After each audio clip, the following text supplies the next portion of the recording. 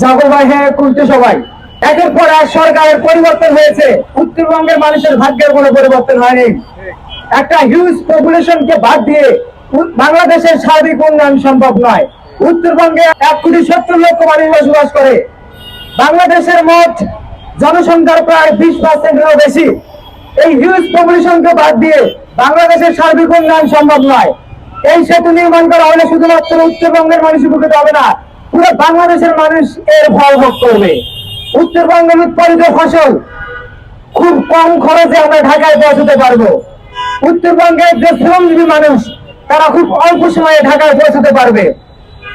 উত্তরবঙ্গের মানুষের সাথে ঢাকা, সিলেট, ময়মনসিংহের বন্ডিং সৃষ্টি হবে, যার ফলে আমাদের ব্যবসা বাণিজ্যে এক নতুন পথ উন্মোচন হবে। তো আমরা চাই এই সেতু শুধুমাত্র উত্তরবঙ্গের মানুষের জন্য নয়, এই সেতু নির্মাণ করা হলে পুরো বাংলাদেশের মানুষ উপকৃত হবে।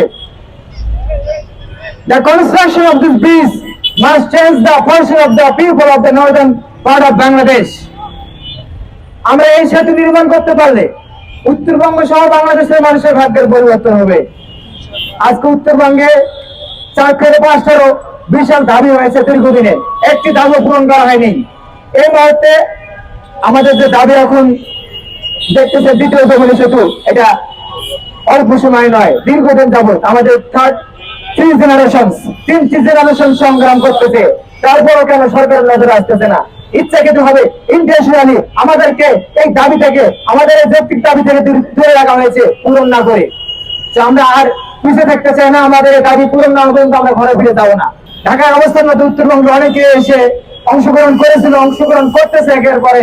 আমরা এরপরে আরো অনেক বড় কর্মসূচির ডাক দিব ইনশাআল্লাহ, যদি আমাদের দাবি পূরণ না হয়। আমরা চাচ্ছি না সরকারের উপর কোন রকম প্রেসার ক্রিয়েট হোক, আমরা চাই আমাদের দেশ স্টেবিলাইজ থাকুক। কিন্তু আমরা যদি আমাদের এই যৌক্তিক দাবি পূরণ হতে না দেখি, তাহলে আমরা অবশ্যই আমাদের স্টেপস নিতে বাধ্য হবো। We will take the proper steps to fulfil our logical demand. আমরা আমাদের যৌক্তিক দাবি পূরণ করার জন্য যে কোনো ধরনের স্টেপ নিতে পারি। আমরা দেখেছি সোজা আঙ্গুলে খেয়েছে না, একটা কথা আছে। তো আমরা এটাই দেখতে পাচ্ছি, এই উত্তরবঙ্গের যে দীর্ঘদিনের দাবি সেটা কেন পূরণ হচ্ছে না? এর পেছনে কারা কাজ করছে? এটা পূরণ হলে পুরো বাংলাদেশের মানুষ উপকৃত হবে। Almost 10 to, if the bridge is constructed, almost 10 to 12 districts under Rangpur and Rajshahi divisions will directly benefit. প্রায় 10 থেকে 12টি ডিস্ট্রিক্টের মানুষ উপকৃত হবে যদি এই ব্রিজটা নির্মাণ করা হয়। উত্তরবঙ্গের প্রায় দিনাজপুর, নীলফামারী, কুড়িগ্রাম, রংপুর, গাইবান্ধা ইত্যাদি অসংখ্য জেলার মানুষ উপকৃত হবে। তাহলে কেন এতগুলো মানুষকে দাবিকে মেনে দেওয়া হচ্ছে না?